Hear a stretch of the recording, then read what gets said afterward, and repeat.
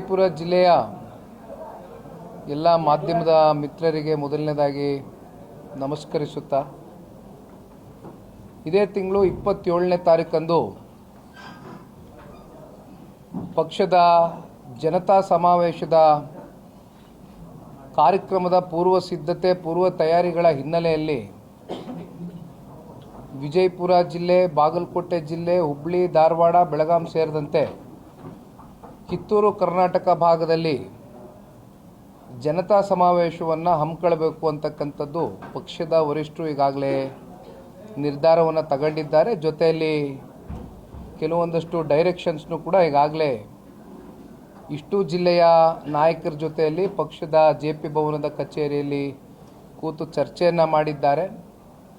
ಆ ನಿಟ್ಟಿನಲ್ಲಿ ಇವತ್ತು ಪಕ್ಷದ ಕೋರ್ ಕಮಿಟಿಯ ಅಧ್ಯಕ್ಷರಾಗಿರ್ತಕ್ಕಂಥ JK ಕೃಷ್ಣಾರೆಡ್ಡಿ ಸಾಹೇಬರು, ಜೊತೆಯಲ್ಲಿ ಪಕ್ಷದ ಹಿರಿಯರು, ಅನುಭವಿಗಳು, ಮಾಜಿ ಮಂತ್ರಿಗಳಾಗಿರ್ತಕ್ಕಂಥ ನಾಡಗೌಡರು ಸಾಹೇಬರು, ಜೊತೆಯಲ್ಲಿ ಜಿಲ್ಲೆಯ ದೇವರಿಪಿರಿಗಿ ವಿಧಾನಸಭಾ ಕ್ಷೇತ್ರದ ಶಾಸಕರಾಗಿರ್ತಕ್ಕಂಥ ರಾಜುಗೌಡರಣ್ಣವರು, ಜೊತೆಯಲ್ಲಿ ನಾಗಠಾಣದ ನಮ್ಮ ಚವ್ಹಾಣ್ರವರು ಸೇರಿದಂತೆ ಸೋಮಣ್ಣಗೌಡರು, BD ಪಾಟೀಲರು, ಹನುಮಂತಪ್ಪ ಮಾವಿನಮರದವರು, ಜೊತೆಯಲ್ಲಿ ಪಕ್ಷದ ಅನೇಕ ಜನ ಜಿಲ್ಲಾಧ್ಯಕ್ಷರು ಕೂಡ ಇದ್ದಾರೆ. ಅನೇಕ ಜನ ಮುಖಂಡರುಗಳು ಇವತ್ತಿನ ಈ ಪತ್ರಿಕಾಗೋಷ್ಠಿಯನ್ನು ಕರೆದಿರ್ತಕ್ಕಂಥದ್ದು ಮೂಲ ಉದ್ದೇಶ, ಹಾಸನದಲ್ಲಿ ಜನತಾ ಸಮಾವೇಶ, ಮೊದಲನೆಯ ಜನತಾ ಸಮಾವೇಶ ಭಾಳ ಅಚ್ಚುಕಟ್ಟಾಗಿ, ಭಾಳ ಯಶಸ್ವಿಯಾಗಿ ಆ ಜಿಲ್ಲೆಯ ಕಾರ್ಯಕರ್ತರು ನೆರವೇರಿಸಿಕೊಟ್ಟಿದ್ದಾರೆ. ಅದಕ್ಕೆ ಪೂರಕವಾಗಿ ಜಿಲ್ಲೆಯ ಜನತೆಯು ಕೂಡ ಆ ಸಮಾವೇಶದ ಯಶಸ್ಸಿಗೆ ಕಾರಣಕರ್ತರಾಗಿದ್ದಾರೆ.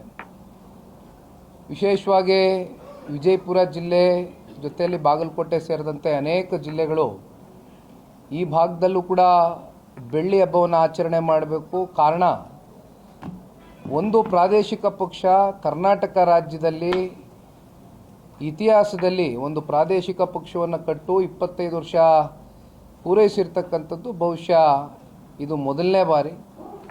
ಆ ನಿಟ್ಟಿನಲ್ಲಿ ಬೆಳ್ಳಿ ಹಬ್ಬದ ಈ ಸುವರ್ಣ ಮಹೋತ್ಸವದ ಒಂದು ಆಚರಣೆ ಹಿನ್ನೆಲೆಯಲ್ಲಿ ಈ ರೀತಿ ಅನೇಕ ಬೇರೆ ಬೇರೆ ನಾನಾ ಕಡೆ ಜಿಲ್ಲೆಗಳಲ್ಲಿ ಇದನ್ನು ಆಚರಣೆ ಮಾಡಬೇಕು ಅಂತಕ್ಕಂಥದ್ದು ಸನ್ಮಾನ್ಯ ದೇವೇಗೌಡರು ಸಾಹೇಬರ ಮಾರ್ಗದರ್ಶನ ಇದೆ.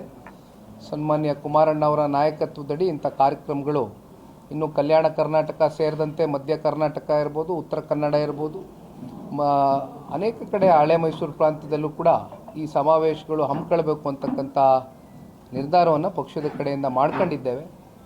ಆ ನಿಟ್ಟಿನಲ್ಲಿ ಇವತ್ತು ಪಕ್ಷದ ಜಿಲ್ಲಾ ಮಟ್ಟದ ಕಾರ್ಯಕರ್ತರ ಸಭೆಯನ್ನು ಕೂಡ ಆಯೋಜನೆ ಮಾಡ್ಕೊಂಡಿದ್ದಾರೆ.